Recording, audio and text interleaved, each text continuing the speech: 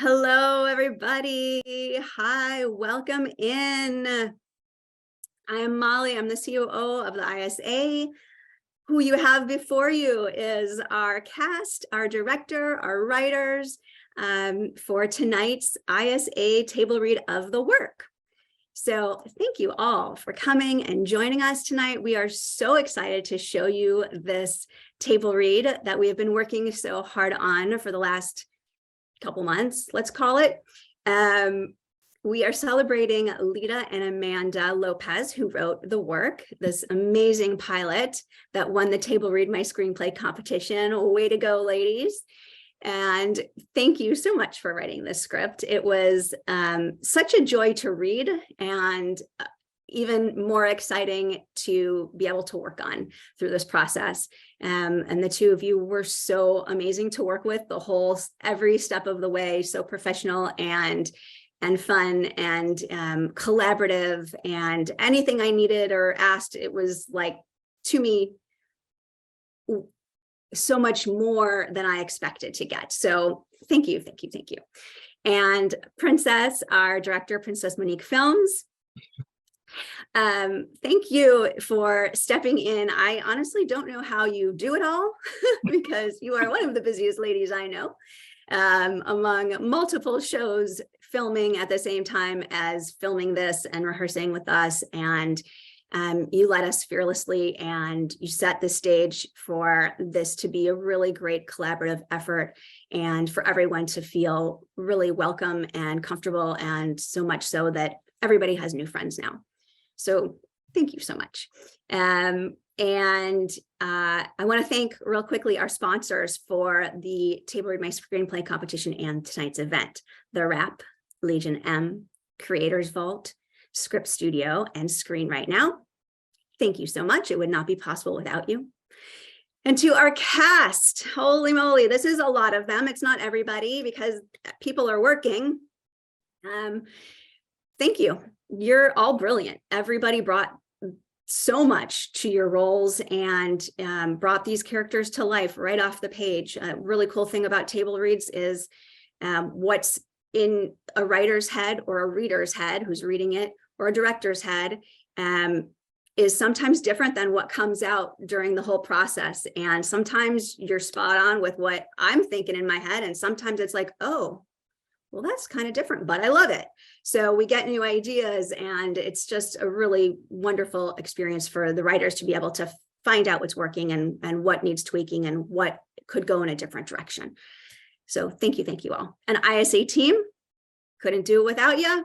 This is the biggest collaboration of the entire ISA team from top to bottom. It starts with a competition, gosh, almost a year ago, and a marketing team and a contest team, submissions team, readers, comes to now the events team, and special shout out to Felicity for helping choose a script. Shout out to Shayna for bringing Princess on board and putting together the poster that we see behind Lita and Amanda with the designer, Liz Sweeney. Special thanks to her too. And Scott, I mean, this would be nothing without you, my friend. You work magic every time, and it's so fun to see. And almost nobody has seen it. None of the actors have seen it. So this is super exciting. Okay, Princess, if you want to say a few words about the experience and anything you want to talk to us about, I'd love to hear it. Well, luckily for me, I'm the director, so I've seen it.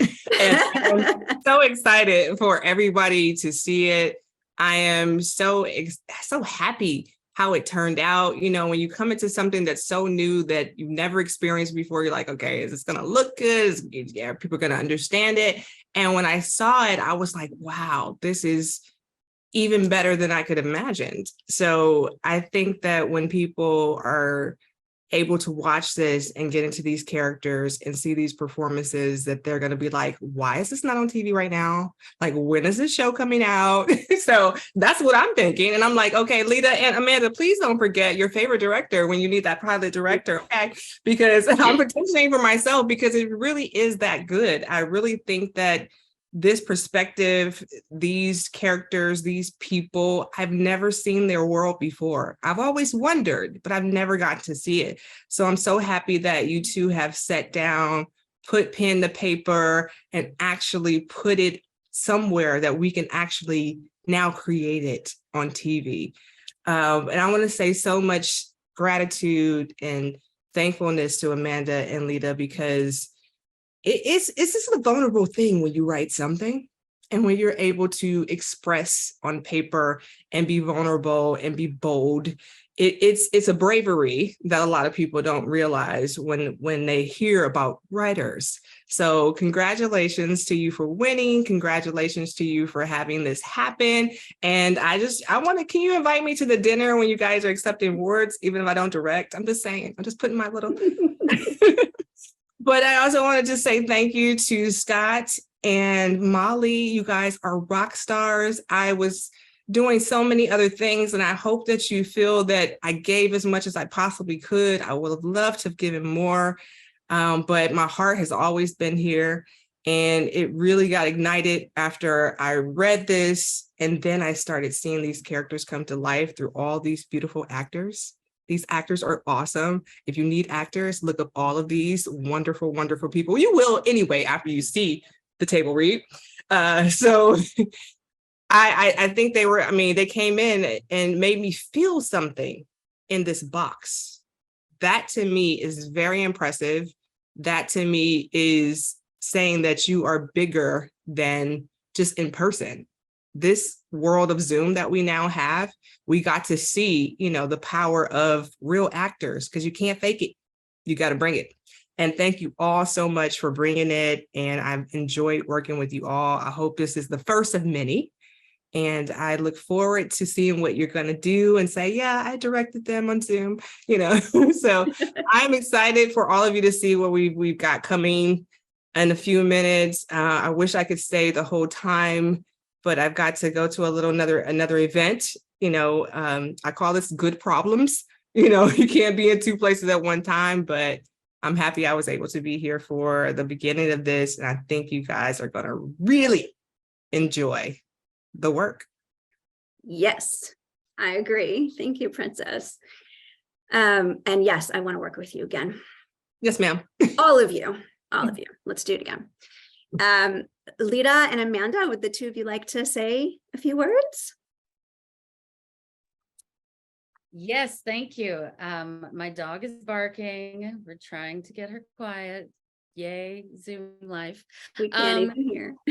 Thank you to everybody here. Thank you so much, Princess. Thank you for those words. And yes, your lips to the universe's ears, everybody's ears. It would be the dream of my lifetime to see this get made. So let's make it happen. Huge thank you to everyone at ISA. Felicity, thank you for choosing this script. It just means the world. It's been a long time. We've been working on it for about 3 or 4 years. A while. A while. So it just, this really came at a time when I just needed that boost to say, yes, you're on the right track, keep going. So thank you so much. And to everyone at ISA, Molly, it's been amazing working with you. Anytime, anywhere, let's get together and make some things happen. Do it. Everyone at ISA, Jordan, Scott, thank you so much. And this cast, I love everyone so much. We are so lucky that we found all of you, or you were in the network, or the way that this has come together has just been a delight. And I can't wait to see the final product. Yeah, that's all for now, I guess. Yay. Amanda? Everything that she just said, doubled, tripled, right? I'm just so grateful to be here, to be a part of this experience, to get to work with all the actors, actresses. You've all been so great, and not just show up at rehearsal, but then they would email us questions and say, hey, I'm wondering about this about my character, and what do you think about this? So they really took it to heart and really wanted to portray these people as the real people that they can be. And of course, Princess, it's been so great working with you. Even through Zoom, I feel like this group has bonded so well with our director, with all the ISA staff. Thank you so much to the whole team. So I'm just super excited for everyone get to see what was once a little dream in my head. Yes. We're so happy we get to be a part of it, part of the journey. That's what it's all about. Love it. Okay. Do we get to everybody? Should we see this thing? Should we show it? Oh, Monty, they're waiting. Okay. We're all going to go off camera and mute ourselves so we can focus on the show. We will leave Nicole up as the ASL interpreter if you need her. And I will start sharing my screen for you all. Enjoy the show. This is The Work by Adelita Lopez and Amanda Lopez.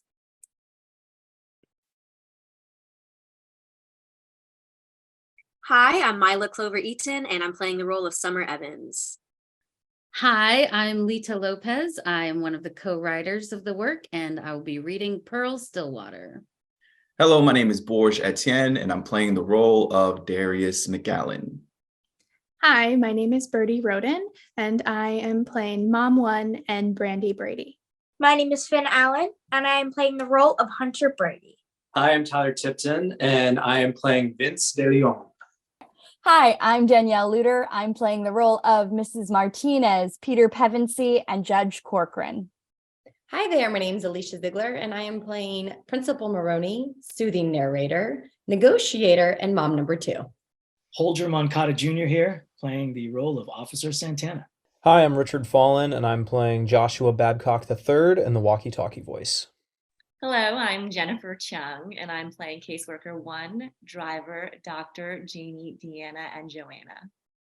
How you guys doing? My name is Ronelia Weaver. I'll be playing the roles of Security Sam, Caseworker 2, Officer 1, Nurse Kelly, and Charlie Blaine. Hi, I'm Jaquay Lamar Thomas, and I'm the narrator.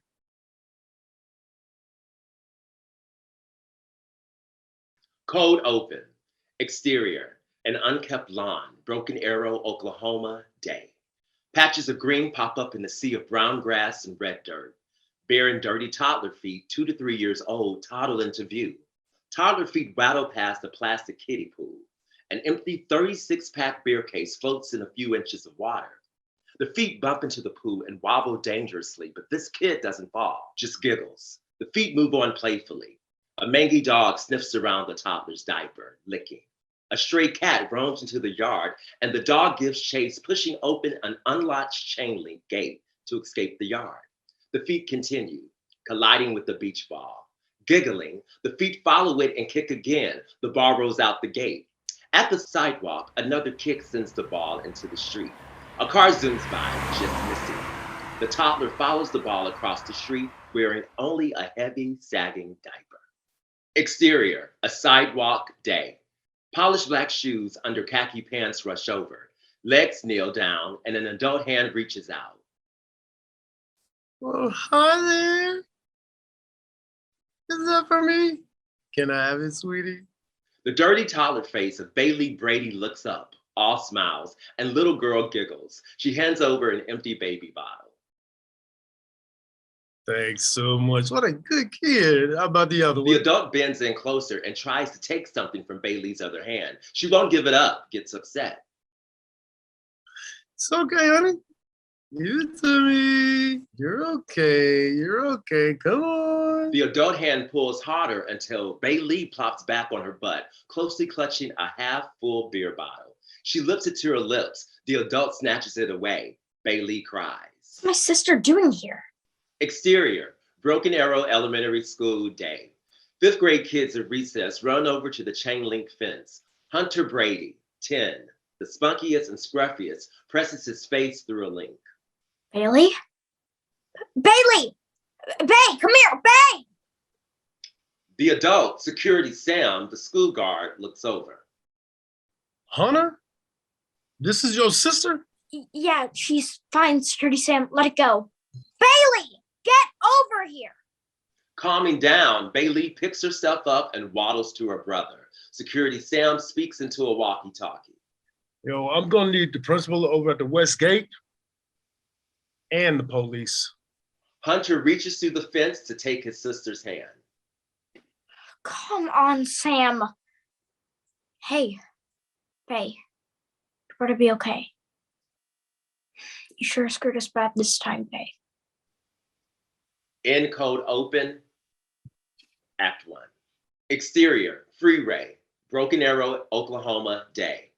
A brand new champagne-colored BMW M4 convertible exits the freeway. A self-help audiobook plays on the stereo. Today will be a great day, whatever comes my way. Today will be a great day, whatever comes my way. Anxiety does not control me. Anxiety does not control me. Exterior, Social Services, Administration Building, day. The convertible parks in a visitor space, doing a terrible job. Wheels on the line, it crowds a handicap spot. Audio clicks off, the door opens, a pair of feet in black suede Louis Vuitton stilettos emerge. Stand, close the door. Summer Evans, 22, biracial, fresh face, full of hope and perfectly put together, looks up at the tall, imposing office building. With a confidence boosted in hell, she puts on a brave smile and repeats the pep talk mantra. Today will be a great day, whatever comes my way. She takes 2 steps toward the admin building. Excuse me, who do you think you are? Pearl Stillwater, 40s, a stout powerhouse in a worn ruffle pantsuit and comfortable shoes, marches forward on a mission. Hi, I'm Summer Evans. I'm here for the... You can't park like that, Summer. I can't park in a visitor spot? Not blocking a handicapped space? Oh, I thought I was in the lines. You're not. If a wheelchair needs to unload on that side, they'll be stuck in the car all day. You like forcing a paraplegic to sit in the hot sun for God knows how long? No, of course not. I pull out and park it right. But I'll be late for my meeting. And how's Jenny Wheelchair supposed to be on time if she's trapped inside her own dang car? Sorry. Pearl waits until the car reverses, then marches inside. Repark complete. Summer talks to her reflection in the side mirror. Today will be a great day, please. You hear that? Great day. No panic attacks. Got it? Great. Interior, admin building elevator, day. In the crowded elevator, Summer checks the time, 8:59. Come on, hurry, please. Elevator opens. A few riders exit. Doors close slowly. Darius McAllen, cool and nerdy, confident and humble, always kind, notices Summer's anxiety. Relax. It's the government. Nothing ever starts on time. Yeah, it's me. I hate being late. Where you headed? Department of Human Services. Doors open. One person exits. Doors close. Why are you whispering? I'm not really sure. Don't worry. It's not as scary as it seems. We always strive for unification. What are you talking about? Doors open. The last fellow rider exits, leaving them alone. We'll do everything we can to get your kids back to you. Kids? Do I look like I have kids? My bad, but sure, why not? I mean, someday, yeah, not now. I've got too much. I'm here to work, not because Doors open. She shuts up as she takes in. Interior, Department of Human Services, day. Chaos. Unlike other floors, the elevator opens right up into a mass-up and full waiting room. Clients wait for numbers to be called to report to a window. Phones ring, mothers cry, couples fight, employees hustle. Okay, I lied. It's scarier than it seems.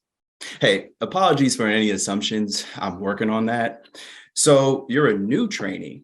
Ugh, did it again. Okay, rewind. Hi, I'm Darius McAllen, DHS investigator. How can I help you? Summer Evans. Yeah, I'm a trainee. Oh, hell. Sorry, heck. Do you have any idea where I can find Gloria Martinez? It's after 9. She's right behind you. Summer spins around. Mrs. Gloria Martinez, 50s, a stern, tireless force for good, approaches holding a pile of files. Summer Evans. Yes. Supervisor Martinez, come along. Mrs. Martinez sets off on a tour of the office. Summer scurries behind. Darius tags along at a short distance. The other trainees started Monday. You are 2 days behind. I know. I'm so sorry. My fiance and I arrived yesterday, 3 days behind schedule. We hit tornadoes outside of St. Louis. Can you believe it? Tornadoes. This is Oklahoma. She uses a key card to open a door to a long hallway. Right. You can believe it. Well, I may be late, but I'm ready. I've read all the manuals and I got 100% on the entrance exam. This job is not about training manuals and tests. It's what happens in the field. Your first rotation will be in investigations. Passing the break room, Martinez stops, turns, zips inside. Donut day. He heads over to a counter with boxes of donuts laid out. Summer follows, Darius close behind. Every Wednesday, the city council sends donuts. Hum day tradition. Martinez happily goes for a raspberry glaze. Oh, still warm too. Dig in. I shouldn't, but who can resist a fresh donut? Just don't take the last. She picks a fancy cruller, takes a big bite. Darius cringes. Dang, that's good. I know, right? Let's go. Darius takes a sprinkled donut. Mrs. Martinez heads out at a quick pace. Did you say something? Did I? I think you did. Forget it. I love me some donut day. Everyone does. Maybe too much. Don't want to be late. Lost in a donut reverie, Summer looks up to see Mrs. Martinez is long gone. She tosses her donut in a trash can and hurries after. Oh, okay. Now I have to say it. Never take the last cruller and just keep don't. up. Mrs. Martinez waits at the end of the hall in front of two large double doors. Darius and Summer quicken their pace. And why are you following me? I'm not following you. You're following me. As if. The walk becomes an energized race, elbows kicking in to nudge ahead. Summer wins by a toe. Let's watch the inappropriate touching, I expect better, Mr. McAllen. Can I help you with those? I'm fine.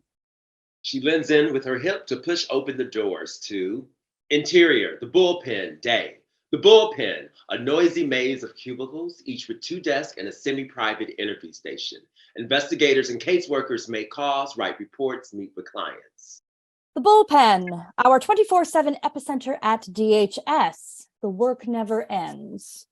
Mrs. Martinez leads Summer through dropping off files to caseworkers. Summer takes in the families and clients, catching bits of conversations. Do you know who my husband is? We are pillars of the community. Even pillars fall.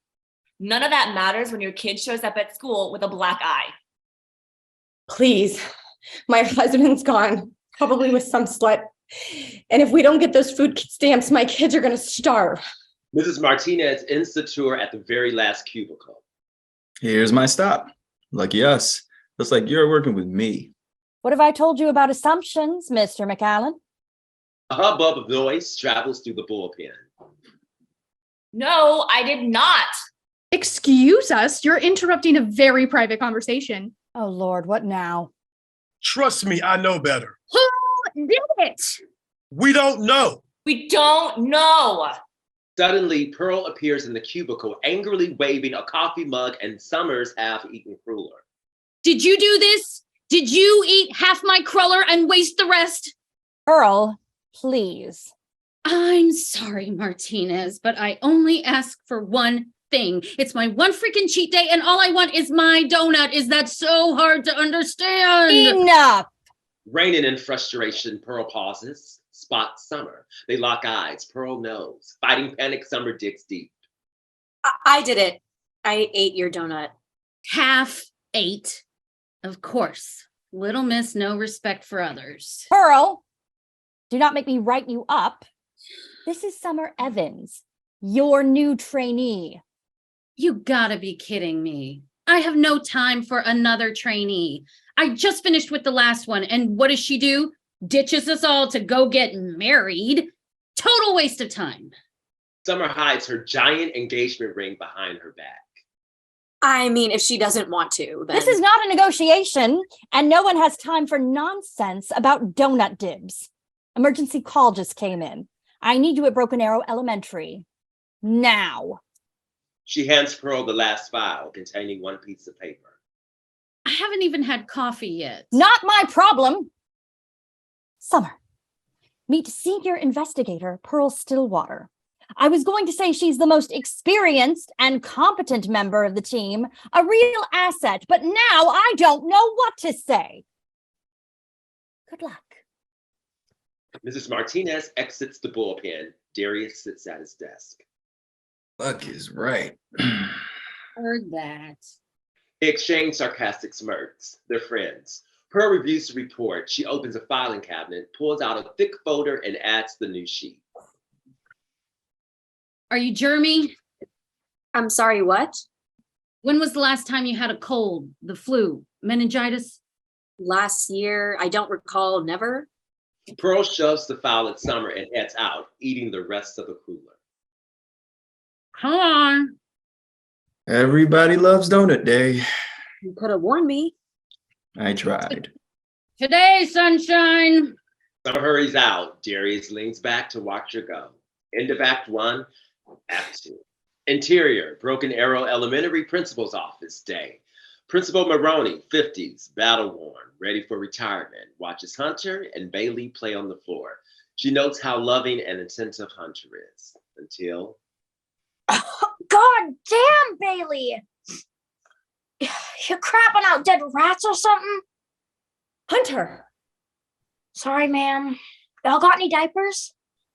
Sadly, we are not a daycare. My sister just has to sit and crap? Again, with the language. Can I please just take her home? We cannot let you leave without a guardian. So no. And if your mother would just answer her phone. It probably got shut off again. A knock on the door. Come in. Pearl and Summer enter with Officer Jose Santana, 30s, Muskogee Creek native and Mexican, hair tied in a long braid. They are all hit with the diaper smell. Holy hell. Sunshine, go out. It's Summer? That's what I said. Go out to my car. There's a diaper bag in the trunk. Really? Or we can all revel in this fine aroma. On it. Pearl! Hunter, you old scallywag. How goes it? Summer pauses. Surprised Pearl is actually good with kids. You know, same old, same old. Pearl, good to see you. How's Joe? Same old. 25 years. Unbelievable. You doing the anniversary thing? Yeah, we'll see.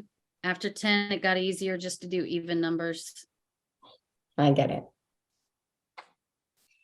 Diaper bag, Sunshine. Any day now. Summer opens her mouth, but decides to let it go. Exits. Pearl gets down on the floor with the kids. Did you get yourself ready for school today, bud?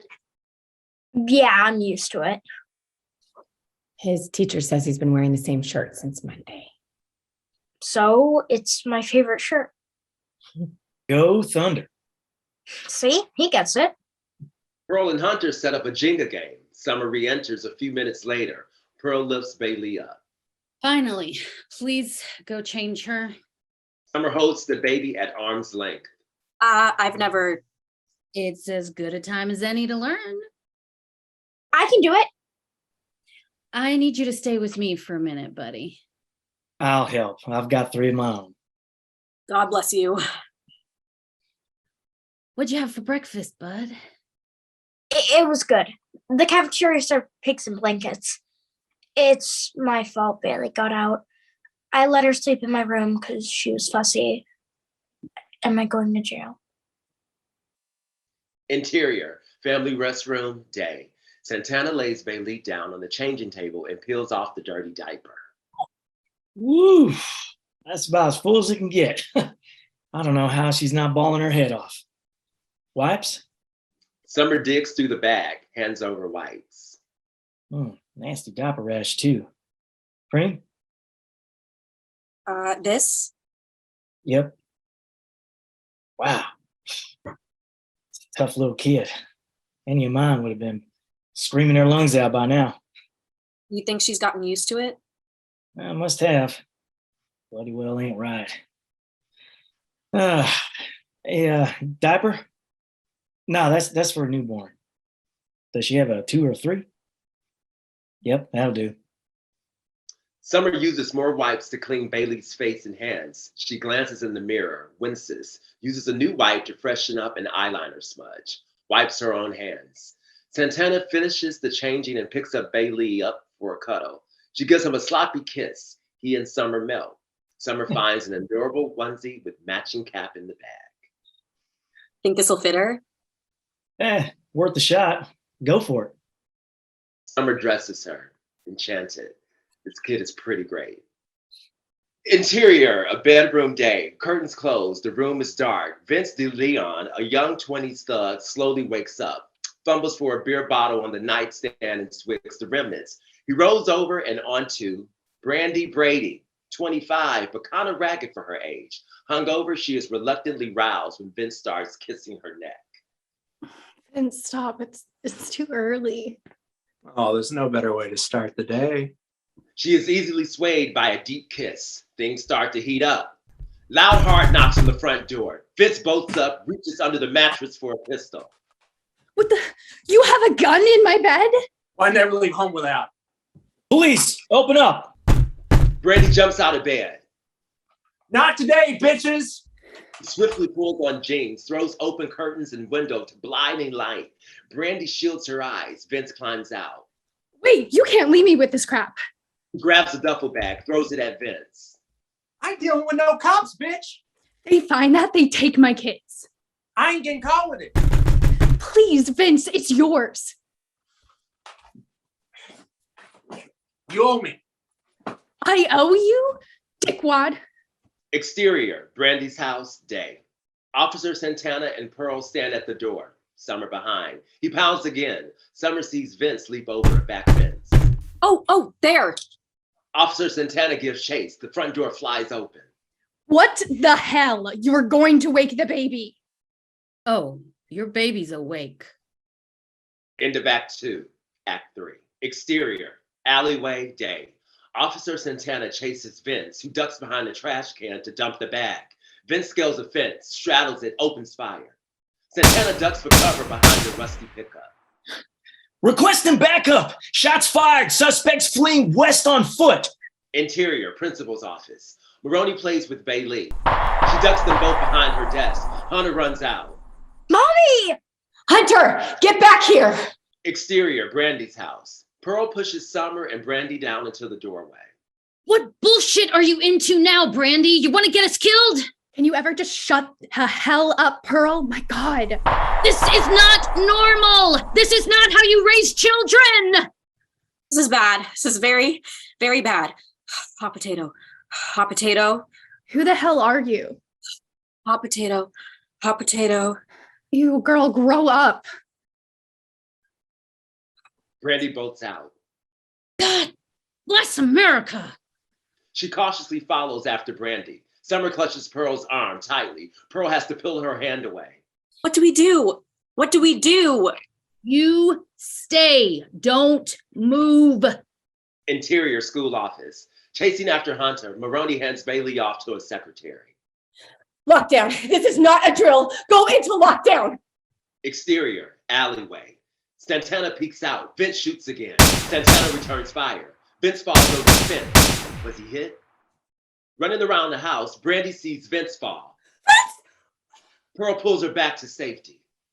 Santana stands, stumbles. He has been hit in the upper arm. More shots ring out. Santana pulls back for cover. Officer Santana, back up en route. What is your position? I'm on an alley off of Iola between Main and First. He feels his chest, finds a second bullet lodged in his Kevlar vest above his heart. This was a close one. Too close. Send an EMT. I caught one in the arm. Interior, school, hallway. Hunter tears down the hall. Maroney struggles to keep up. Stop! Hunter, stop! God, Dickwad is gonna kill my mom! Language! Exterior, alleyway. Officer down. Repeat, officer down. All units report to 1000 block of Main. Pursuit of shooting suspect. I'm not down. I'm just down. Refusing to stay down, he struggles over to the fence. Lost visual on the suspect. White male, 20s, tattoos, and blue jeans, no shoes, no shirt. Shouldn't get far. Screw him. How the hell are you? Ambulance is 3 minutes away. My vest took the worst. I think I'll live. You better, damn it. Santana retrieves the duffel bag from the trash can, unzips it to find several bags of white powder. Ooh, well, son of a bitch. Someone's going away for a while. He looks down. Another wound in his thigh bleeds heavily. Officer down.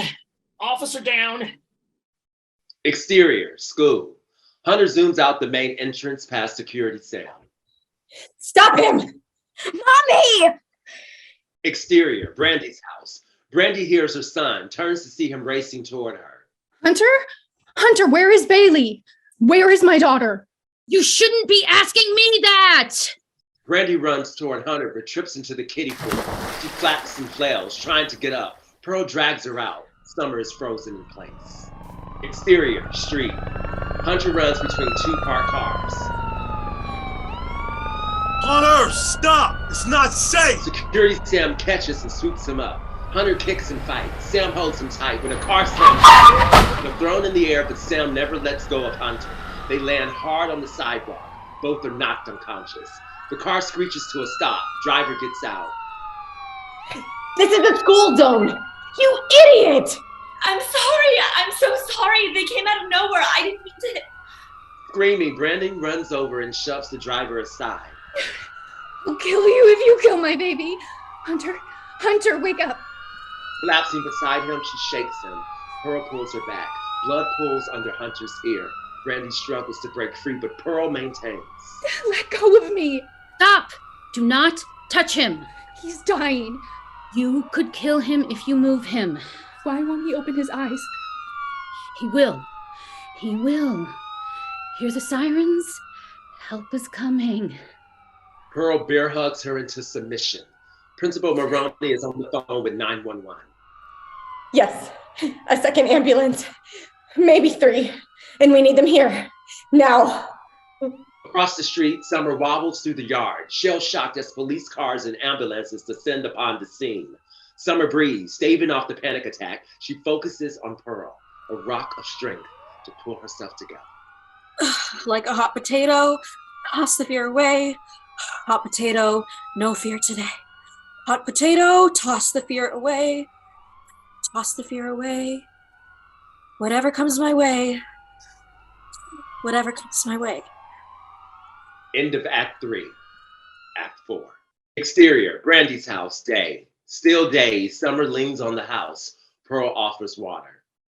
You gonna be okay to continue? Summer stands straight, chugs the water. Panic has passed. What's next? Interior, Brandy's house, living room and kitchen, day. Summer, Pearl, and police officers search the house. A party disaster of plates, cans, bottles, piled high ashtrays, etc. Pearl notes a doggy door flap.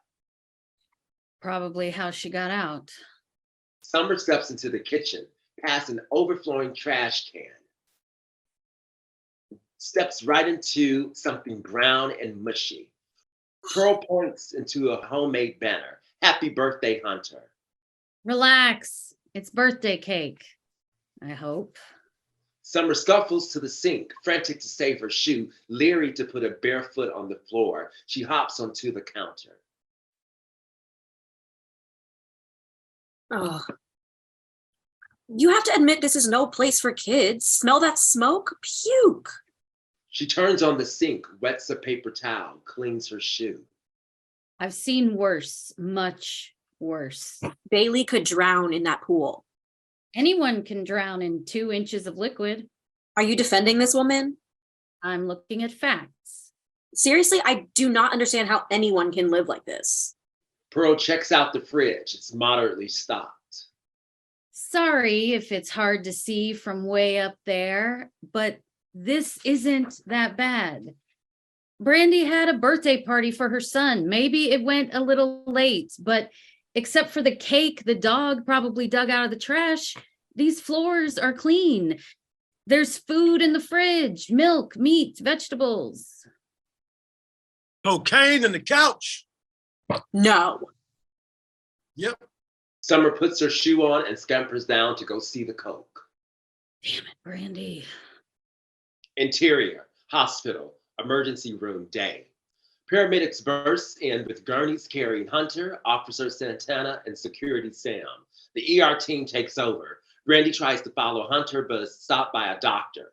She stands alone and scared in the chaos. Behind her, a TV airs news coverage of the ongoing police pursuit of Vince. Interior, Pearl's car, day. Pearl drives, awkward silence. Summer tries to break the ice. So, do you like social work? Do I like social work? Why is that funny?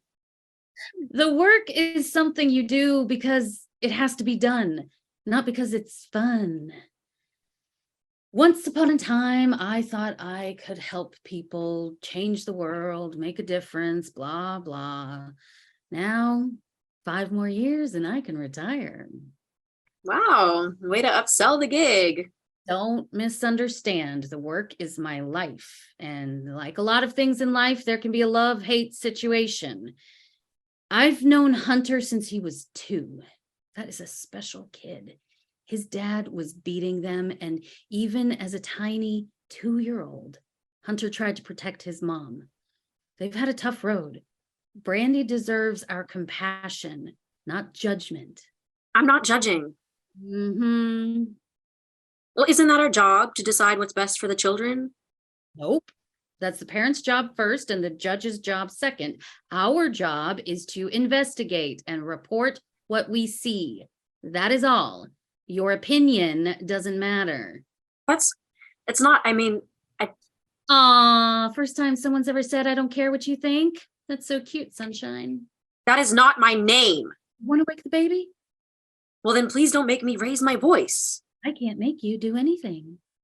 Stopped at a long red light. It's still awkward and now tense. Summer tries again to break the wall. So, who's Joe? Your husband? What anniversary is it? Nanya. Nanya? Damn business. They drive past a large street banner. Never forget, Oklahoma City bombing 25 years later. Memorial, April 19th. Interior, DHS break room, day. Entering, Pearl carries Bailey in a car seat. Summer has the diaper bag. Pearl heads to vending machines for a diet soda and energy bar. Summer stops by the donut boxes to find the saddest last plain cake. She shrugs and goes at it. Janie, 20, an already jaded trainee, Darius, and other employees are gathered around a TV watching local news, a standoff between police and Vince, now on top of a house. They know there's cameras on him, right? We're not going to see this dude shot down live on TV. The network has a 5-second delay. That guy shot Officer Santana. Santana? No way. Tell me he's okay. I don't know. I think we're headed there next. Keep me posted, please. Oh, hey, this is Janie. She's also a trainee. Janie. Funny. No. How's your training going? Girl, I've already put in for a transfer to the clerk's office. This job can suck it. What an idiot. Don't we all have something productive we could be doing? Employees shrug, continue watching. Pearl pulls Summer away, following them out. Darius hands over $5 to Janie. Put me down for a peaceful surrender. Really? Good luck with that one. Exterior, a backyard, day. Vince paces wildly, scratches his arms, talks to himself. Good one, buddy. What the hell are you doing? Are you ready to die? No, I'm not ready to die. Not today. A negotiator on a bullhorn tries to talk him down. I promise you this will go better if you turn yourself in. Nobody wants more violence today. I didn't kill no one. And I ain't going back to prison. Y'all can kill me first. Shut up. You shut up. I'm not going back. Don't prolong this. You shot one of us and these boys are mad. turn over your weapon and come down. I ain't got no weapon. I'll show you. He strips off his jeans and throws them down. Interior, DHS break room. Employees watching the news hoot and holler. What? Oh man, no! Don't pull out to a wide shot. It was just getting good. God. Interior, the bullpen. At his desk, Darius watches the news coverage on his tablet. Dang, son, you're going viral now. Summer plays with Bailey while Pearl is on the desk phone. What do you mean you don't have room? Your emergency placement. This is an emergency. Call me back. I'll take her home with me. No, you won't. I can handle it. I don't care. Come on, you're being unfair. I'm following procedure. Investigators and caseworkers do not house children. Discussion closed. Now, this could be a paperwork all-nighter. If there's no opening, someone will have to stay with her here. You want to do that? I need my skincare. Oh, forget it, sunshine. I can do it. I don't mind. Let me, please. I just need to call my fiance. No need. My lady and girls are used to this. I'll just go tuck them in and come back to relieve you. I said I would do it. You can both stay. Darius, I could use some help with the reports. No problem. Great, thanks. I'll tell Martinez. Try to be useful, Princess. And now it's Princess because I care about my skin. What did I do to her? Ugh, dumpy old. Hey. I'm going to stop you right there. All right. No smack talk about my girl, Pearl. The princess thing, it isn't personal. Feels like it is. Oh, well, then you're never going to make it here. Pearl is a legend. All right. She trained me 4 years ago. And you know what? I'm the only one of my training class to get past 2 years. That's personal to her. She's been doing the work for 20 plus years. And you've been here, what? 20 minutes? 7 hours, 25 minutes if we're counting. Fine, I get it. I'm a nobody. I just think I deserve some respect. Earn it. She's testing you. Can you do the work? Gotta have armadillo thick skin to survive around here. What's an armadillo? You're kidding. Oh, you're not kidding. Interior, hospital, Hunter's room, night. Brandy sits with Hunter. He is awake and alert, one arm in a cast. A doctor debriefs them. The break will heal quickly, and the rest is pretty much a bump on the head. A miracle. We'll observe him tonight, but I think you can go home tomorrow. You're a tough one, little man. Oh, Lord Jesus. Thank you, doctor. Security, Sam, okay? Sam saved your life. I know, but Sam is in surgery. We'll know more in a few hours. Get some rest. Brandy hugs her son tightly. You scared the piss out of me, son. I'm sorry, Mama. What if I killed Sam? I didn't mean to. Baby, Sam's gonna be fine, and I won't let anything happen to you. No more Vince. He's trash, Mama. No more Vince. Rest up now. How's my mighty superhero? Pearl! Pearl enters, giving Hunter a hug and an incredible Hulk toy. Wow, thanks. You hear that dummy was running around naked? Sure did. No comment, am I right? Listen, buddy, I need to talk to your mama. Will you be okay without her for a minute? Hulk smash! Interior, hospital, hallway. Summer waits for Pearl and Brandy with Officer One. Shit, you're arresting me? I didn't do a damn thing. It was all Vince. Brandy, I'm going to ask you one time. Are you clean? I swear, Pearl, yes. I have been going to meetings. I'm sober. Brandy, how many days you got? Fine. I had a couple of beers last night, but none of the hard stuff. Not for months. Swear to Jesus. We're going to need a urine sample. Now, Hunter just woke up. I need to be with him. Wait, where is Bailey? I was waiting for you to remember your daughter. What? It's true. Bailey's fine. We'll keep her for now, and you'll see a judge in the morning. If you pass your analysis, you won't go to jail tonight. Give me the cup. End of Act 4, Act 5. Interior, DHS break room night. Summer picks for crumbs in the donut box. Behind her, They're usually all gone by lunch, except the plain cake sometimes. startled, she covers by scooping the box into the trash. Just cleaning up. We can order a pizza or something. You like Thai?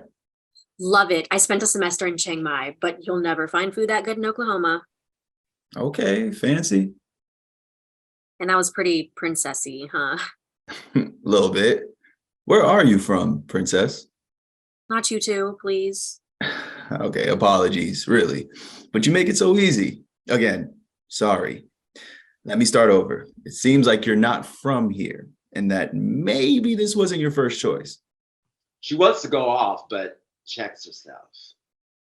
New Hampshire, Dartmouth psychology. My mom's department chair, so that was an easy path. Not that she went easy on me. Do not go there. She made me work my ass off, and I adore her for that. She's my hero. We both love studying people, what makes us human, social work, and helping people seem like a good fit. Maybe I'm still processing what even happened today. Honestly, I don't know what I'm doing here in this state. My fiance's family's business is here, so we have to be, right? And I mean, I love him, but tornadoes, oil rigs, armadillos, what? And this was the only job I could find. So yeah, you got me. Not from around here. And there's no first choice when there's only one choice. Any questions? Pizza? Her phone rings. Oh, that's JC. He's bringing me dinner and stuff. Hey, babe. 30th floor. Hang on. Is it okay if my fiance comes up? Waiting room only. Confidentiality. Of course. Come on up, sugar bear. She scurries out like a moth to a flame. He follows. Interior, Department of Human Services, lobby, night. The lobby is now deserted and quiet. Summer waits for the elevator. Darius hangs back. She squeals as the doors open to reveal Joshua Carmichael Babcock III, aka JC, 20s, white, hot, football playing, good old Oklahoma boy with Ivy League style. He carries takeout food bags in a large overnight tote. Hey, gorgeous. I missed you. I missed you more. He drops the bag, sweeps her off her feet into a deep kiss. Darius looks away until the kiss ends. So, how was the big day? It was great, disgusting, horrifying, really bad. Shots, sirens, what the hell? But also great. Wow. No freakouts. Well, yeah, I'm still me, but I'm okay. I'm okay. You brought my slippers? He pulls fuzzy slip-ons from the tote. She kicks off her new torturous heels, swiftly changes, then goes in for more kisses. Oh, hey, you have to meet Darius. And Bailey, she is the most perfect angel. I want to eat her up. Darius, this is my fiance, Joshua Carmichael Babcock III. Nice to meet you, Mr. Babcock. The same, bro, but it's just JC. He sticks out a ham hock of a hand to shake. They exchange a good old bros only bone-crushing handshake. Can JC meet Bailey? Nope, confidentiality. Right, of course. Sorry. Handshake still going, too long now, until Pearl bursts through the hallway door with Bailey. Seeing JC, she hides Bailey's face. Who the hell is this? Joshua Babcock III, the fiance. You can call me JC. Puts his hand out for a shake, receives only a stare. I see. Darius, last call for escape. I need to get Peter his dinner, but it's no rush. If you want to tuck your girls in, you should go now. I'll wait. We both go. I got this. She reaches for Bailey. Pearl resists. Summer tries again. Pearl won't hand her over. Will they tug of war? When Bailey reaches for Summer, Pearl relents but covers her face with a blanket. This is a highly inappropriate breach of protocol. Your gentleman friend has to go. Gentleman friend? No problem, ma'am. Babcock never overstays his welcome. We are gentlemen, after all. May I escort you to your car? No. Good night, Mr. Babcock. AC gives Summer a cheek kiss, leaning in to whisper. Looks good on you, What, the slippers? the baby. Bye-bye, Babcock. Interior, Darius' home, night. Darius unlocks the door to a modest 2-bedroom apartment. He enters into chaos. Deanna, 20s, chases half-naked 3-year-old Athena, who chases 1-year-old puppy Bob, while Phoenix, 5, dances on the couch. Damn it, Athena, you are getting in the bath now! Seeing Darius, the girls immediately stop and run to greet Daddy. He scoops them both up. Puppy Bob paws at his feet. Phoenix, Athena, are you girls giving mommy trouble? What else do they give me? It's about damn time we saw your face. Phoenix, how many times do I have to tell you not to leave your crap all over the place? You don't even deserve these toys if you're gonna disrespect me like that. All right now. Don't you all right me. I need some help around here. Bob chews at Darius' pants leg. Bob, bud, go to your bed. Bob obediently heads into the dog crate. Darius puts Phoenix down and lifts Athena over his shoulder. Phoenix, help your mama while I give this little monster a bath. He averts her belly. She giggles wildly. Darius carries Athena into the bathroom. Phoenix tries to follow. Deanna roughly grabs her arm. You're not done here. Defected. Phoenix picks up toys. Deanna glares down at her. Interior, Pearl's home, night. Pearl enters a quaint adobe house, flips on a light switch. Honey, I'm home. How was your day? Hi, honey. Hi. Good day. Good. Pearl heads into the kitchen toward the voice. Hey, honey. How's my Peter? She opens a 5-foot-tall birdcage decked out with perches, ladders, ramps, and toys. The home of Peter Pinvence, a 26-year-old Amazon parrot. He hops excitedly and flits to her hand. They cuddle and kiss each other. Peter mimics human voices and cycles between the previously heard female voice, a child's voice, and his own parrot voice. Peter Pevensey is a good boy. Yes, he is. Did my good boy miss me? She places him on her shoulder, then prepares a plate of fresh veggies for him and a sandwich for herself. Love you, my love. Yummy. Pearl places Peter on the table by his plate, sits down across from him. She picks up a cordless phone and dials. Interior, a long-term nursing facility, bedroom, night. A phone on the nightstand rings. Nurse Kelly answers. Intercut, nursing facility, Pearl's home, kitchen. Join the life, what's wrong? Kelly, hi, it's Pearl. Pearl, so glad you called. Is she okay? What happened? Nurse Kelly moves to Joanna Lightfoot's bed. Jo is 40s, Native American, once stunningly beautiful. She's weathered by a bedridden life in a minimally conscious state. Everything is fine, incredible, actually. We got a breakthrough. Breakthrough? She spoke.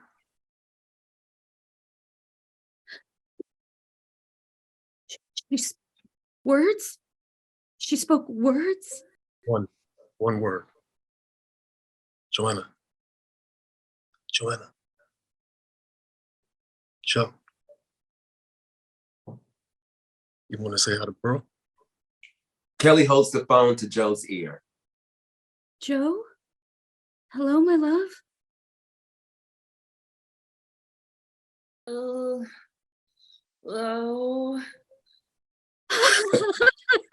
A 25-year flood of grief, relief, and joy washes over Pearl.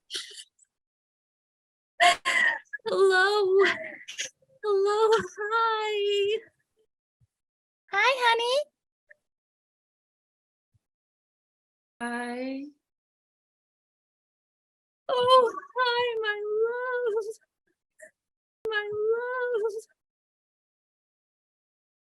love. Hello, Pearl. You there? You okay? You coming to Memorial Sunday? I am. Couldn't miss it. Can I see her tomorrow? Oh, damn, I have court Friday. Anytime, any day, anytime before 9. Speaking of, she should rest. Of course. Thank you, Kelly. I'm so happy for you both. Good night. Never forget. Never. Pearl hangs up and lays flat on her back on the kitchen floor. Peter nuzzles her neck. Exterior, County Courthouse Day. Pearl alights with Brandy and Hunter, meeting Darius and Summer, who holds Bailey. Brandy rushes over. Mom and baby reach for each other. Pearl shakes her head at Summer. Hey, little pumpkin. Give me my baby. Come on, let me hold her, please. I'm sorry, I can't. You know the procedure, Brandy. We can only release her to you after the judge makes a ruling. A county jail van arrives. Officer 1 escorts Vince out. He and Brandy stare each other down. Pearl moves her along. Brandy, I'm talking to you, skank. No, you are not. You stay out of this, you fat hag.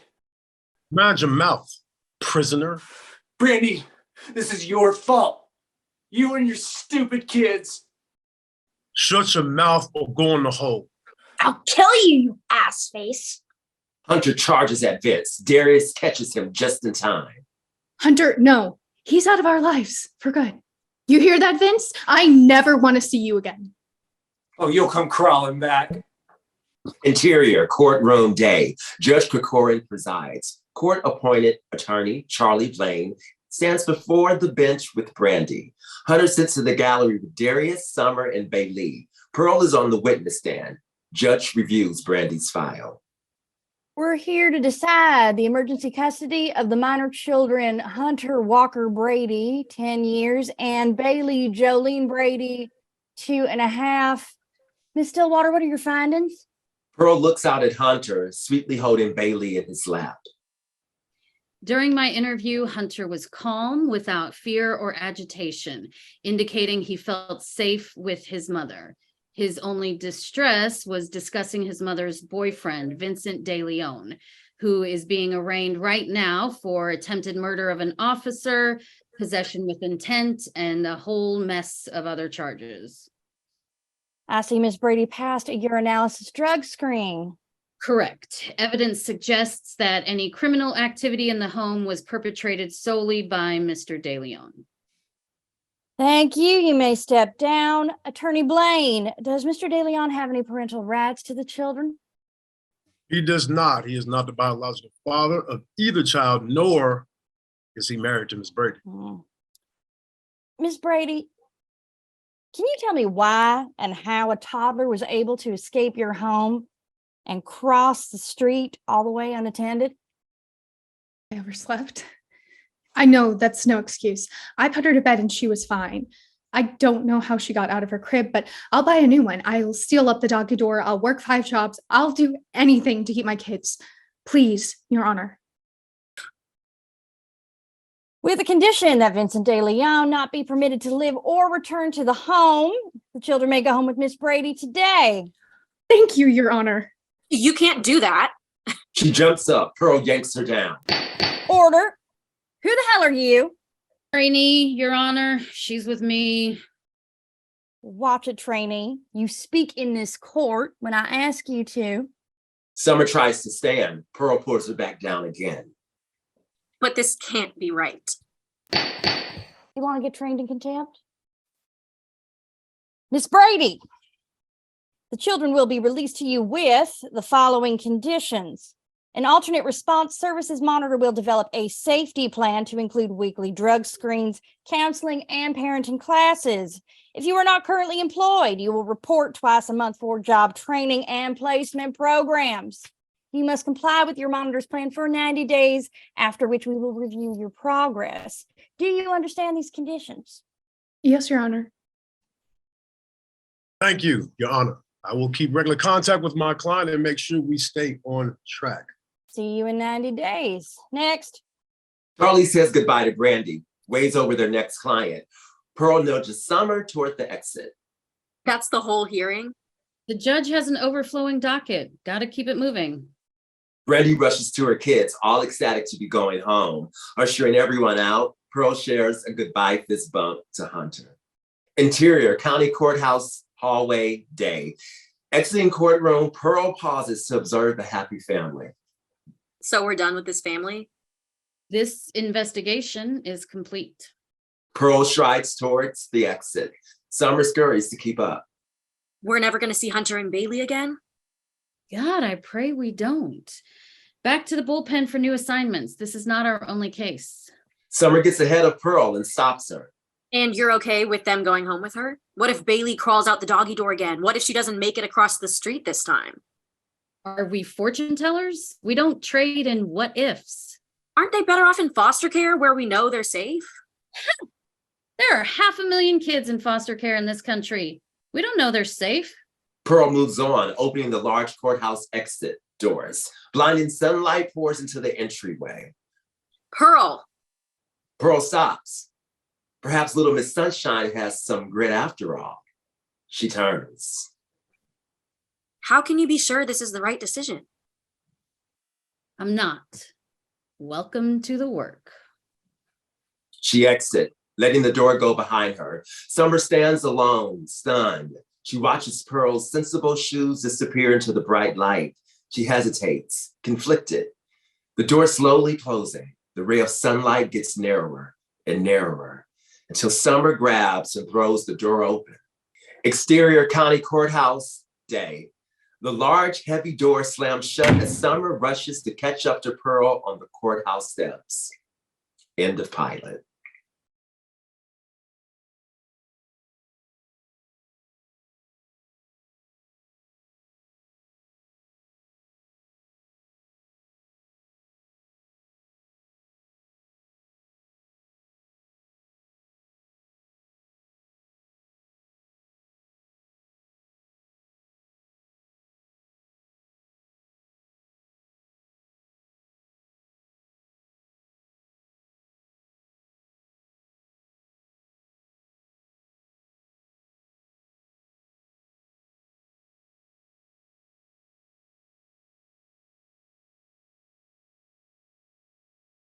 Woohoo! Everybody come back on screen and celebrate. Congratulations. Thank you. Thank you for the kind comments in the chat, everyone. Thank you so much. Oh, good. Everybody flood that chat. Tell us how you thought it went. I thought it went. Guys. I thought it was fantastic. Me too. That was amazing. What a treat. I'm I laughed, Maddie. I cried. Kristen, I'm just saying hi to all the people I'm recognizing in the chat. Hello, everyone. Thank you for being here. Thank you so much for coming and sharing this with us, everybody. It really is amazing to get the instant feedback. Thank you. I like that one. More episodes, please. Yes, please. We I've may or got may 'em. not have the whole season, 5-season arc and all of that ready. So let's just make it happen, people. 12. We're going for 12 seasons. 12 seasons, sorry. That's fine too. We have 5 ready to go. That's right. Ready Yeah. tomorrow, everyone listening, yes, in the universe. I must admit, when I met these two writers and we had a bit of a chat, and I said, "Do you have any pitch materials?" And they kind of, if it had been old school and they kind of turned up with a folder, it would have been about that thick. As it was, they True. kind of emailed me something that was like, does not fit on your email. It has to be downloaded from a Google file, and it was one of the most detailed, thorough, thought through, intricate, specialized pitch decks I've ever seen. And they said, "What do you think?" And I went, "There's too many words. People will never read it." But it is absolutely amazing. They know exactly where this story can go. They've got seasons planned out. It's going to be exciting. It's going to be thrilling. It's going to be heartfelt. It's going to be everything we need it to be. Does anybody want to comment on how they thought it went before we turn it over to the Q&A? I just think the editing looked fantastic. Yes. Just because it was our first time seeing it, like it was Yes. crazy watching it all come together. I Yes, love that action absolutely. sequence. That was Yeah, same. That editing was Yeah. great. Scott, that was awesome. That was you, Scott, Yeah. right? That was great. All That was Scott. great, man. Thank you much, but it all comes with the material, the word on the page, and then of course you all bringing it to life. And I did want to say that I love, one of the things I love, well, I've loved all of these that I've had the privilege to work on, but I really enjoyed that you can have an action sequence in here, and you can have these quiet, heartfelt moments. There was so much range in this screenplay, from silly fun to casual to intense. I just love how many bases you were able to cover in a relatively short amount of time. Yeah, you were able to let us as an audience feel a lot of different things superbly and in a short amount of time. So that's not easy to do. Congrats. Thank you. Thank you very much. Okay, anybody else have some last words? And then we're gonna go to the Q&A. Okay, all right, so Princess needed to leave a little early, as she let us know. She had another event. She's one of the busiest ladies in Hollywood. So I'm gonna play a message from her, and then we're gonna go to the Q&A. Hi, my name is Princess Monique. I am a producer, writer, author, and I am the director of the work. I am very, very excited for you all to see what we have in store for you. We've worked really, really hard behind the scenes, and I think you'll see all of our hard work on the screen. One of the reasons why I decided to direct the table read, the work, is because I was referred by one of my mentors, Miss Mary Lou Belli, and she is so awesome and so great. So I knew whatever she referred me to would be awesome. But what made it even better is once I read the script, the work is awesome. You guys are going to get to see a wonderful table read of the pilot script that I hope and wish and pray becomes a real actual TV show, because it's my type of show, and I would be not just a director, but a fan of the show. I loved working with it's a team. Molly and Scott have been awesome to me. They walked me through this process. I am a director of film and television, but I've never done an online table read, and it was a wonderful experience. I totally would do it again. One of the questions that was asked of me is, why are table reads important? And being a television director who really started working more during the pandemic, I realized how important table reads are in person, but I couldn't believe that our industry really found a way to still make that connection through Zoom. Zoom has been our friend, and I think that it's wonderful that we don't just read it alone, but that we get a chance to hear the take on the other characters. So table reads are super important. It sets the tone. You can start making adjustments and notes right away. So helpful for me to not just see it on the page, but hear it. My overall experience was awesome. I really felt like I really wished that I could be in two places at one time, because I've been working on some television shows and doing this in my spare time, but I wish that I could have been even more present, but everyone just helped me the whole time. And they really made sure that I had everything that I need to be able to just come in and do my work as a director. It was a very unique experience to do all of this directing from my home, but I really enjoyed it, and I hope to get to do it again. And I hope to get to work with this organization in person. If you want to connect with me, you can find me at Princess Filmz with a Z, Filmz, on all social media platforms. Shayna is our Senior Manager of Events and Writer Relations, and she leads many of our discussions and Q&As, and has helped put these table reads together for many years. So take it away, Shayna. Okay, first, I am going to start by asking our writers and writer/actor some questions. So first, I just want to start with both of you about your experience overall working with Princess. It was great. I mean, it was flawless, really. I mean, she was very busy, but you never would have known it. Like, she was present for us and just so supportive, and I loved it. It was great. And it's so great to have just the, I firmly believe in the collaboration of film and entertainment, and not one person can do all of the jobs. And I always take on more jobs than I need to. So I just loved having a director and having that outside voice guiding the ship. It was great. Yes. After our first meeting with her on Zoom, we hung up, right? Or whatever you do on Zoom. We pressed leave, right? And then we called each other and it was like, okay, so I love her. She's definitely the person for this. And we get why they picked her. And we were able to connect on things outside of just the script, but, empowering women in Hollywood and life goals and being on the right path and all those kinds of things. So working with her was felt like the perfect fit for us. Amazing. So Amanda, I'm going to stay with you. I wanted to hear a little bit about your background.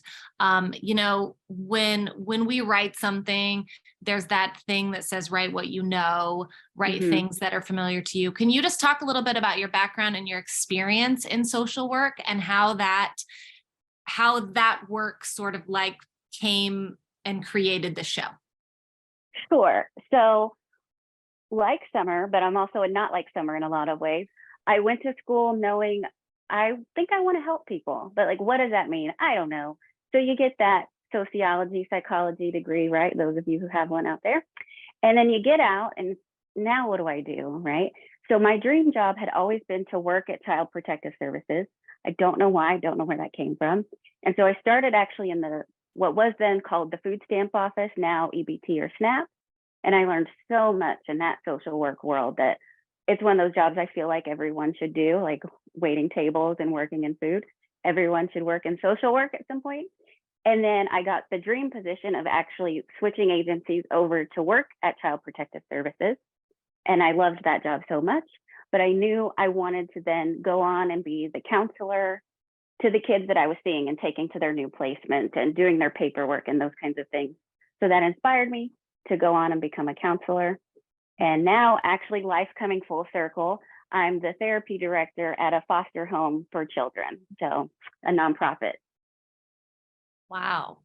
Yeah. So what do you think about doing that work why were you like, this needs to be a show? What have you seen out there or seen shared about social work or the foster care system that just isn't getting it right? Sure. So I would watch shows, like we've all watched those procedural dramas or the 30-minute funny episode, and they would hint at social services. And then things would happen in the show. I'm like, no, that wouldn't happen like that. First, we got to do this. Then we have to follow this step. And so I would appreciate that it was being mentioned, but I wanted to see the real people that get into the work and why they stay in the work and who leaves. Because you don't do social work for money. I don't know if you all haven't heard that. You have to do it for the heart because it's rough times, but it's also really great and rewarding times. And I wanted people to see, it's very easy to see the system, right? It's like social work or whatever the system may be and make decisions and judgments from the outside. But I wanted people to see these are real people that work these jobs. And here's their awesome stories of the things they overcame and why they stay in it and the connections that we make. So I could talk about it forever, but that's generally where it came from. Is I appreciated the attempt at representation on TV, but I felt like we can do this better. I know we can make it happen. Right. Well, I mean, I appreciated from the script, I appreciated that we all come from a place, we all think that we're good inside, but we are judgmental. And I liked that aspect of like, these people doing this aren't saints. They have their flaws, and we shouldn't be judging people going through tough times or situations because you're not there. You're not in their shoes. And I just like that we get to see different, I can imagine this series would be seeing different shoes filled. Okay. So Lita, I'm going to come to you. This was interesting because this is the first time as a writer, we've had one of the writers be an actor in the table read. Can you talk a little bit about doing both jobs? Yes. It was a dream job. Like, this is part of why I started writing, back in college, was because I wasn't seeing roles for my type out there, or very stereotyped roles for my type. I wasn't getting the opportunities. And so it's just always been, well, I guess I got to write it myself then. So that's what I did. And it was such a great experience that I was allowed to do it. I had to audition to do this, which I totally respected. It was maddening, but also perfect. To just, nothing is a given. And that was the right thing to do, to just, make me go through the steps like anyone else. So I respect everyone for doing that. It was great. I mean, this is just a dream. When this show gets made, I may not get the chance to play Pearl, because it could go to someone with a bigger name. So this might be my only opportunity to do this. But it's the role that I wrote. Amanda and I sat down, spent an all-nighter in a hotel a few years ago, just sketching out the characters in the first episode arc. And just from the beginning, I was like, this is my character. So it was overall an amazing experience to just get this opportunity. I've said thank you a million times, but I can never say it. Well, you did, and you did a hell of a job. I'll just say that. You really nailed that character. So I could tell it was coming from your heart, because you put everything into it. So kudos to you. And I hope that you do get the part. There's plenty of other roles for names. Come on. Sure. Yes. Put it out there. Let's make it happen. Yes. Thank you. All right, I'm going to come back to you two, but I'm going to ask Molly and Felicity a question or two, and then I'm going to come back to you guys at the end. So let's go to Felicity. Felicity Wren is our development guru. So Felicity, can you just talk a little bit about choosing this script and what stood out to you in terms of the table read competition itself? Yeah, I mean, table read is a slightly different contest to some of the others, because we are looking for scripts that has cracking dialogue, because at the end of the day, we are going to do a read of it. And so if there is a lot of description and action, then that can sometimes be quite difficult. Although I think Scott did an amazing job of really getting that sense of energy and movement with this table read here. But here's just something special in the way he did that. I love the way he would slide people in as well. It felt like people were entering rooms and leaving, and that adds a lot of atmosphere. I think the main thing was the characters and the dialogue really leapt off the page. Pearl, Summer, Darius, Brandy, Security Sam, Officers Hunter, the judge, all felt really authentic. The way they spoke to each other, and then the language they used in general, felt very specific and sizzled actually with the experience of being in there. I think the fact that Amanda comes from that world really showed, and the fact that they have this amazing energy between them as sisters kind of really helped with how the dialogue has flowed, and they obviously can work very well together, and I think that was very exciting to us. But I think there's also the exciting mix of the high energy of the shootout, the courtroom drama, and you also have the buzz of the bullpen. So it felt like there were different areas we could kind of look in, whilst also being part of the reality of just the normalcy of it, of fighting over donuts and kind of squabbling over who drinks out the coffee mug. And, and that's just like how ordinary people dealing with quite harrowing situations still have to get on with their life, still have to be a human whilst confronting and dealing with some very extreme times in other people's lives. And I think that's the final thing I'll say about it. I know you did mention it, but it really did hit home for us in the fact it was very compassionate and very sensitive in how it handled the stories of the people in the system. And it shows empathy whilst not sugarcoating the reality of it. And that is something that's very hard to do. And it was done expertly with this script. Awesome. And now to Molly. First of all, Molly needs a huge round of applause from everybody because she is the yay for that.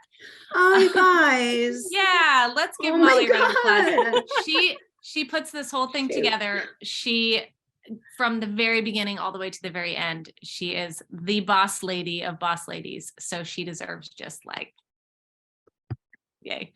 And we're gonna make her cry. Thanks, So yes, Sheena. we did it. We made her cry. Okay, so wipe those tears and then Now you're gonna make me talk. Jesus. yes, that is the devil that I am.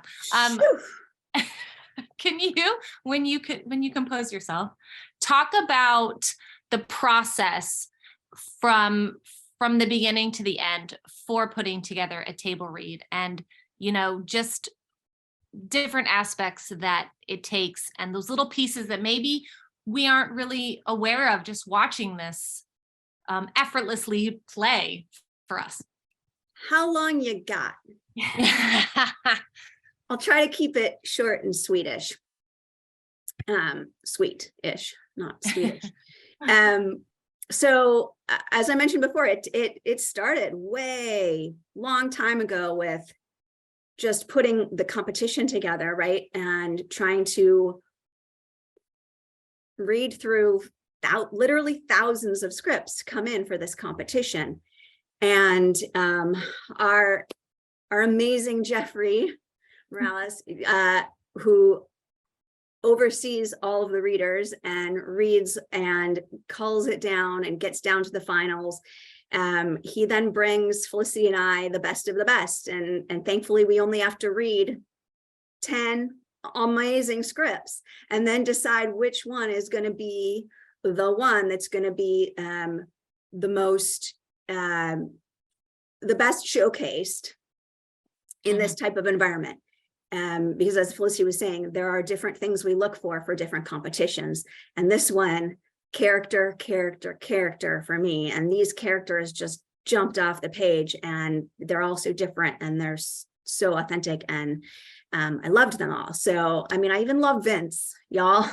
Like, poor Vince.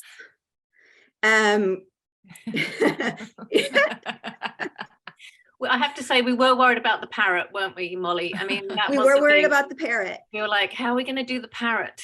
Yeah, and Felicity was like, maybe a puppet, maybe a stuffed animal. And we worried about the kids. And there's another thing that happens as once we pick the winner, we talk to the writers about what we're actually going to showcase, because we're not necessarily going to show the entire thing. This was a 1-hour pilot that we cut down to a 1-hour pilot. But it's not the whole, they cut it down for us to showcase. And so thankfully we cut out a couple of those kids that would have been really hard to cast as like 2-3-year-olds. So there are some things that we, decide, what can we do with this? Is this going to work? And we said, you know what, this is such a great script. We're just going to make it all work. Like, we didn't know she was going to cut out the kids. We didn't we're just like, we're going to make it work. And then we get to talk with the writers and have that amazing experience of talking with them about the script and about the win and how we get to move forward together. And then we go and find you, Shayna, go and find the director and try to match up somebody who is really just a good match with the material. So based on their experience, based on their background, whatever that might be. And we found Princess, and then Princess comes into the mix and talks to the writers. And then we all get to just have a big love fest of collaboration and then say, okay, how are we going to cast this thing? And then we all put down together breakdowns of the characters, although I'm going to give all the credit to Lita and Amanda on this one, because I had to do very little work on that. Normally I'm doing the breakdowns, and I asked for breakdowns and she gave me full-on professional grade breakdowns that you see on Breakdown Services. I was like, okay, so you've done this before. And then we get to go out and cast it, and each one is different. We had a different situation in the fact this time we didn't have one of our main resources for casting. So we I'll say cast a lot, the net far and wide. We went to our people we've worked with last table read, 5 years ago table reads, I've got 2 people on this thing that 20 years ago I worked with them. Lita brought in some of her people she knew. I mean, and then there's people I've never worked with before that we said, let's bring in some new people. And now you're all part of the family, and I got your number, so I'm never letting you go. And then we get to rehearse it and rehearse it and rehearse it. And a couple of days of rehearsal, and then we get to do it, shoot it. And it's kind of like a production, the way these online ones work. It's like we're shooting, except that we're on a box. We're not all together. We're shooting it, and we're stopping and starting, and we're editing. Scott's editing and putting it all together. And then he puts the sound effects and the graphics and all the cool stuff onto it. And then we're here. Just a little bit of work there. It's amazing. It's one of my favorite parts of my job is this event, this whole process. I love the collaboration. And getting what do you love the most about it? Like, what's your favorite part? No, I can't. One favorite. It's the collaboration of working with everybody, the writers, the director, the actors, and seeing, I'm going to make it 2 things, and seeing how it affects the writers. Yeah. And how now they're going to move forward from this experience. It's really meaningful to me. And she's going to cry again. So I'm going to move on to Amanda and Lita. And that was thank you for that, because that was a great segue to my next question. Good. Lita and Amanda, how do you guys feel now that the table read is complete? You've seen it. How have you guys evolved through this process? Who's taking that one first, Lopez?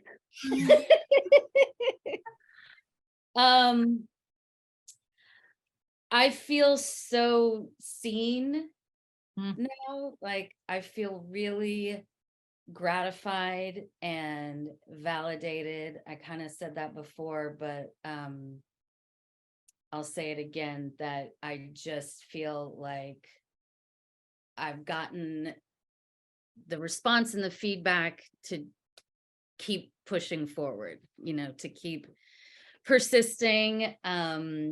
I've been in this business a long time. I have a great team. I want to do a shout out to my Jackson Entertainment managers, who also my manager, literary manager there, they manage me acting and writing now. And Leslie helped me get it to a point where it could be a winning script. Like, I entered this competition actually a couple of times and got a little bit further each time. So it's been a long process to get the script to where it is. And it was just so wonderful to see it come to life, and to see these actors take my words and make them real.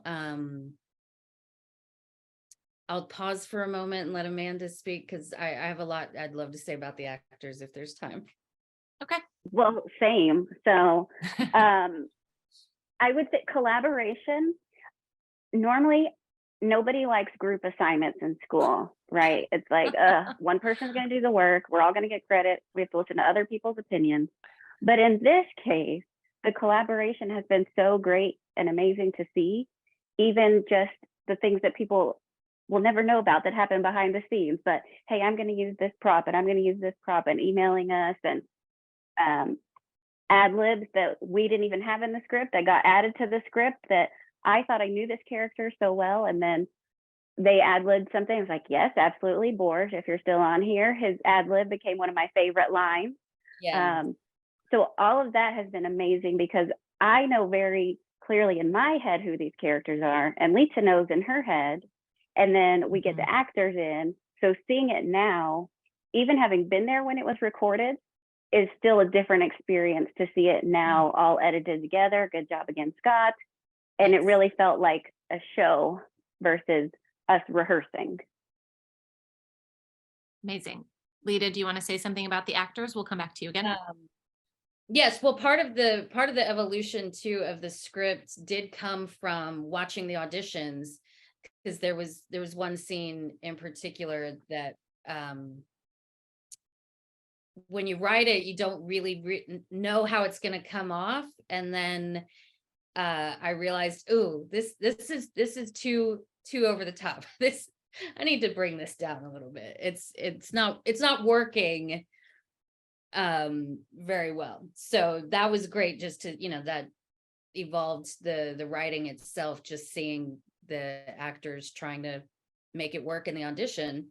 But I am so in love with Mila Clover Eaton. She was somebody that was referred to me by a friend, and Summer can be unlikable if on the page. Like, I got a lot of feedback, different sources of like, Summer's too bratty, but she's not. I saw she has growth to do, yes, but having Mila fill the role was exactly how I saw Summer, of that. Talk about fresh faced, like just that sweet face, and her energy and everything about Mila really makes Summer work and makes her likable, and you want to root for her. So that is so gratifying to just know that the way that I did see the character, that sometimes other readers might not have quite gotten, it's there. And shout out to Mila and everybody, all of the actors, amazing. Like Amanda said, Borge brought something to his audition that we put in the script, and it's so gratifying to see. Now they're real characters. Now they're real people. They're not just words on the page. Right. I feel you on that. There's something just very magical about it coming to life with people. I'm going to wrap up with some questions, final questions, but Scott actually had a question that he wanted to ask the writers. So I'm allowing him to ask his question. Long-time listener, first-time caller. Thanks for having me on. Perfect. So for anybody watching and has seen these, anytime one of these stories is set in a very grounded real world place, I try to match that as much as possible. So like in this one, the courthouse interiors and exteriors were all Oklahoma County courthouses. The schools were, everything is Oklahoma as I could make it. And of course, the Oklahoma City bombing is a factor, an element in this. And I couldn't help but come across the name Bailey. And I can't imagine that's on accident. Do you know what I'm getting at? And if not, this is a weird synchronicity. No. Oh gosh, I thought this was so intentional. I thought I was going to give you a moment to say, yes, we're so clever. But this is so meant to be then.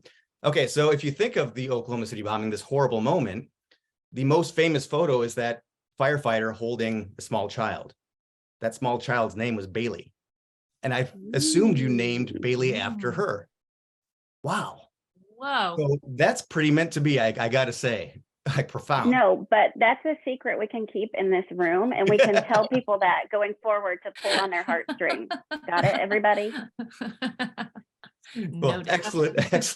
I guess I'll just leave it at that, because I want to ask all of these questions, spoilerish questions about where things go, but I'll just, I'll just wait to watch it on television like everybody else.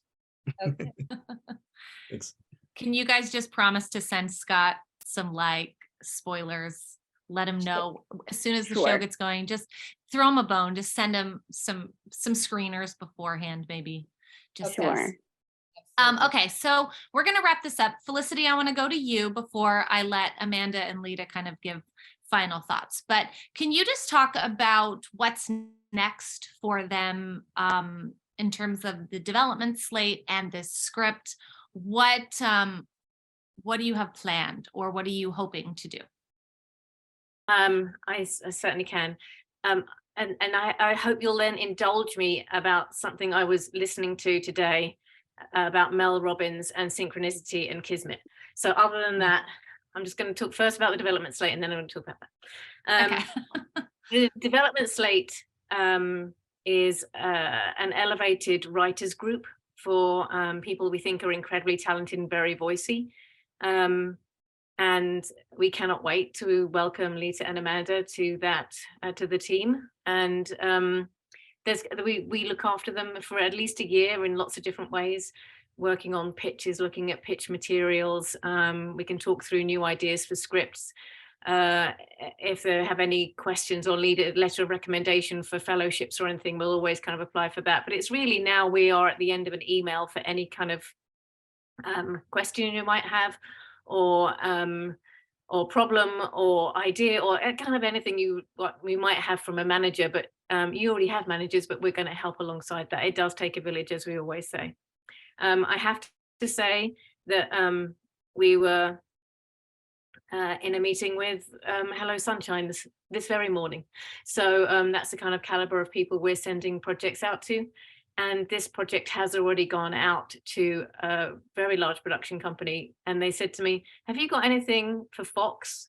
And I was like, yeah, actually, I probably do have something I can send you. So this project has already gone out. We will be continuing our magic matchmaking to really help them find a place for this show, and even general meetings, to use it as a sample just for general meetings for other companies that are looking for authenticity in a room. And Amanda, having been in this kind of the role and worked in so many areas of the system, will be such an amazing consultant, so an amazing resource even for a writer's room. So I feel like and Lisa, with her acting experience, that's why the words come off the page, because she's an actor. She understands how characters work.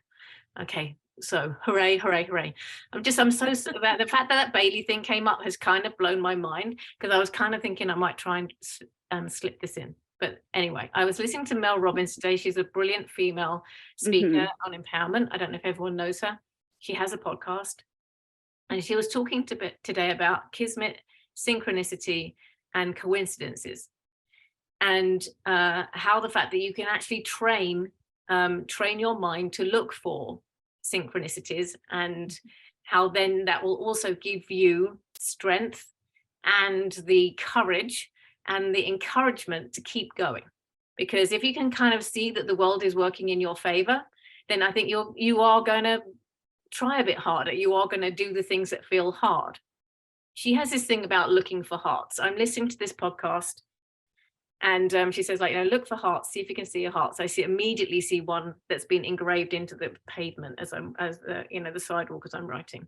I then see a homeless woman, and I kind of looked across at her to wonder what she was wearing.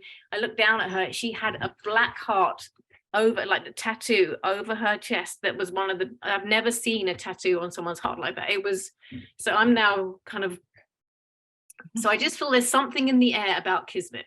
And the thing that Mel Robbins says is write down 5 goals every day that you want to happen in your life, and then just get on with your day. So every day you wake up and you write down your 5 goals. So enter the contests when you don't feel like it, like Lita and Amanda did. And when you don't feel good enough, still enter the contest.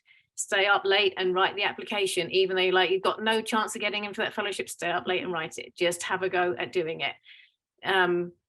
Get up an hour earlier in the day to finish the script if you've got so many other things you have to do.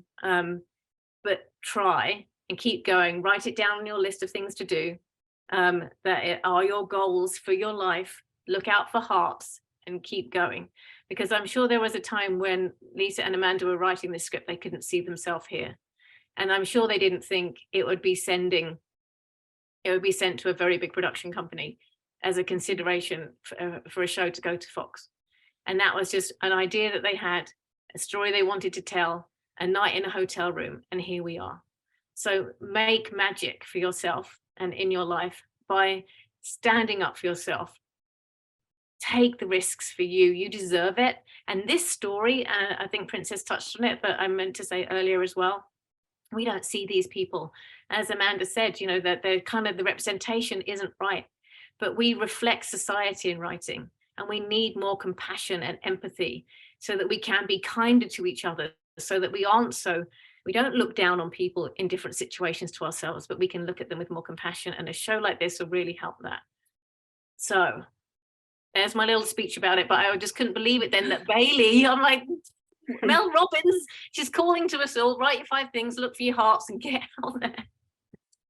Man, talk about the synchronicity. I do this game with my son of synchronicity. Like when we're driving to school, we pick one color car that we'll look for that day.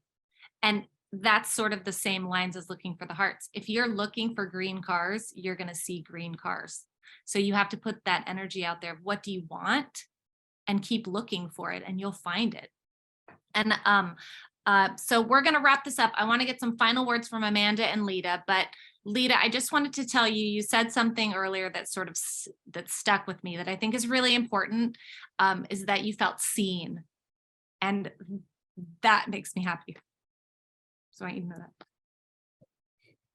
Thank you. You made Shayna cry too. You did. It got me. Dang you. Lita. But it's so important. And everybody should feel like they're seen. And so it just makes me very happy that those are words that came out of your mouth. So I wanted to get both of your final thoughts. What excites you? How do you feel about the future? You know, say whatever you want to say before we get out of here. I just want to say thank you again. And yeah, I'm excited. Everything Felicity just said, like, heck yeah, let's get it to Fox. So I'm ready to ride this roller coaster as many times as I have to. I'm so grateful to ISA, to all the prize packages, not just this, like, it was so many things came with this. I want to shout out to Suzanne Gunderson at Screen Right Now. Her program, she's amazing. Everyone go check that out. That was so valuable. And I want to go back to her again and again. So that was everything that you guys have put so much care into creating a positive experience for us. And I want to say thank you a million times for everything you've done. And I'm super excited to be on the development slate, and let's hit the ground running. Let's see what happens. Excellent. Yes, I can't express the gratitude enough. So we'll just take what Lisa said again, like earlier, multiply it a couple of times for me as well. It's been so wonderful. And if anybody is thinking about, should I enter these kinds of things? For me, not being the person that I don't have all the experience with it that my sister does, right? I'm the ideas person and the life experience. But Molly would send emails like, this is what you can expect. This is what's going to happen. And they just walk you through it, and they help you so much. And so I never felt like, I don't know what I'm supposed to be doing or what's going on. I always felt very held, if we want to use counselor language, okay, and taken care of by everybody. So I really appreciate that, and the actors, and of course, Princess, and everybody else that's been a part of it. And I was just going to tell you my one word I wrote down when I knew we were closing, and that was believe, because I knew that this was a good idea, and I knew it, and I had such a strong belief in it. And I remember telling my sister, like, but don't tell a lot of people because I don't want somebody to steal it, but have that belief that it really is, that when you know something, you know it, and to trust your gut. And that I knew, like, why is this not a show? It's going to be something. And then here we are, fast forward 4 years in this moment right now. So just with all the synchronicity and kismet and all that lovely feeling stuff we've been doing today, just believe, everybody. Amazing. Molly, I'm going to let you take us out since you brought us in. Can't top any of that loveliness. Everyone, thank you so much for being here for this. Lita, Amanda, thank you for sharing your lives with us, your voice with us, your amazing talent with us. It's been a pleasure. Cast, you're amazing. ISA, you're amazing. Love to everybody. Kismet, hearts. We will see you again soon. Have a wonderful evening, everybody. Thanks again. Thank you for everyone for coming. Thank you to yes, all the cast come back on that's still here. We love everyone that watched. We had a lot of people watching. I'm so grateful. Thank you to everyone. Yes. Yes, family, friends, everybody, strangers. Oh, and we have some production companies this recording's going out to next week. Hello, and thank you to them too. All right, everybody, have a good evening. Thank you. Everybody. Have a good night, everybody.